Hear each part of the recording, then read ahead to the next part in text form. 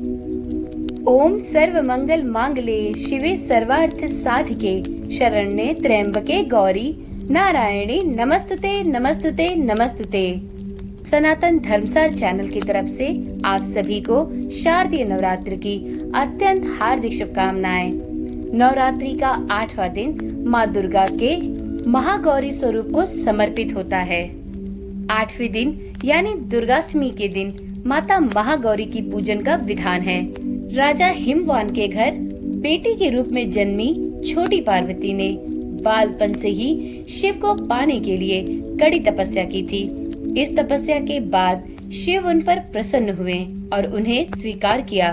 कड़ी तपस्या के ताप से माता महागौरी का शरीर काला हो गया और उस पर धूल मिट्टी जम गई। शिव ने उन्हें गंगा जल से नहलाया। तब माँ का शरीर स्वर्ण के समान कांतिमय हो गया। माँ तभी से महागौरी के नाम से जानी जाती हैं। जिस प्रकार माँ के 9 अलग अलग रूपों की अलग अलग पूजा विधियाँ हैं, ठीक उसी प्रकार से माता के 9 स्वरूपों के 9 विशेष मंत्र एवं 9 अलग अलग स्तुतियाँ हैं। आज की वीडियो में हम सभी माँ दुर्गा के 8वें रूप अर्थात महागौरी के विशेष मंत्र स्तुति के साथ साथ माता महागौरी की कथा भी श्रवण करेंगे और साथ में महागौरी की पूजा कैसे करते हैं इसके बारे में भी जानेंगे। तो चलिए देवी माँ के भक्तों सच्चे मन से और पूरी निष्ठा के साथ माता भगवती के इस 8वें स्वरूप अर्थात महागौरी का हृदय से मनन करते हुए उनकी स्तुति प्रारंभ करते हैं। या देवी सर्वभूतेषु माँ महागौरी रूपेण संस्थिता नमस्तस्ते नमस्तस्ते नमस्तस्ते नमो नमः। नवरात्रि के 8वें दिन यदि मस्तिष्क में ध्यान करके महागौरी का जप किया जाता है तो इनकी साधना से व्यक्ति को अलौकिक सिद्धियां प्राप्त होती हैं और उसके सभी असंभव से असंभव कार्य भी पूर्ण हो जाते हैं। महागौरी का मंत्र है ओम ऐं ह्रीं क्लीं महागौर्ये नमः। अब सुनते हैं महागौरी माता की पावन कथा। नवरात्रि में 8वें दिन महागौरी शक्ति की पूजा की जाती है। नाम से प्रकट है कि इनका रूप पूर्णतः गौर वर्ण है। इनकी उपमा शंख, चंद्र और कुंद के फूल से दी गई है। अष्टवर्षा भवेद गौरी यानी इनकी आयु 8 साल की मानी गई है। इनके सभी आभूषण और वस्त्र भी सफेद हैं, इसलिए इन्हें श्वेतांबर धरा कहा गया है।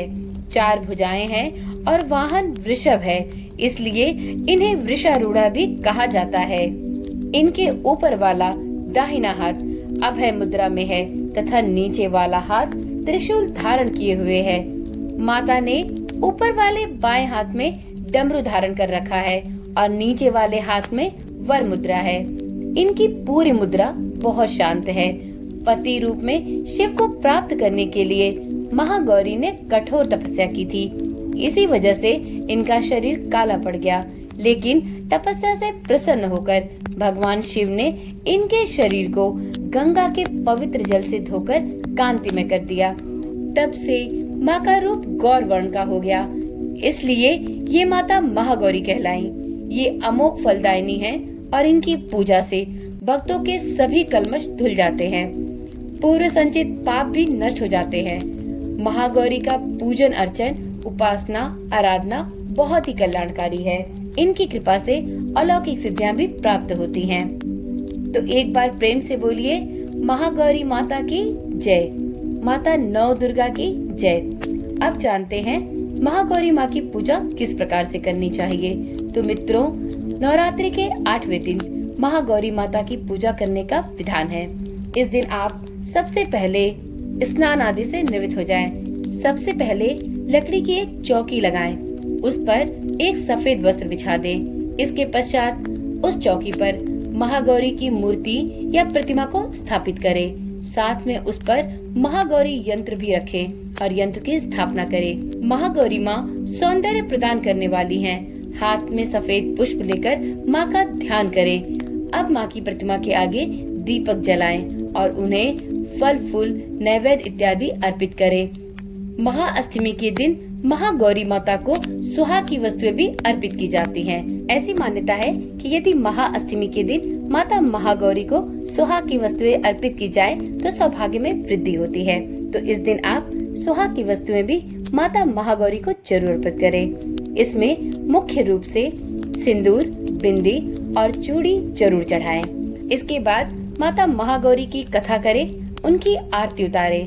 अष्टमी के दिन कन्या पूजन भी किया जाता है। तो यदि आप अष्टमी के दिन कन्या पूजन करते हैं तो महागौरी की पूजा के बाद आप कन्या पूजन कर सकते हैं। कन्याओं की संख्या 9 होनी चाहिए, नहीं तो आप 2 कन्याओं की पूजा भी कर सकते हैं। कन्याओं की आयु 2 साल से ऊपर और 10 साल से अधिक नहीं होनी चाहिए। कन्याओं को दक्षिणा देने के बाद उनका पैर छूकर उनका आशीर्वाद भी ग्रहण करें। तो इस प्रकार नवरात्रि के 8वें दिन माता महागौरी की पूजा अर्चना करके हम सभी माता की असीम कृपा प्राप्त कर सकते हैं।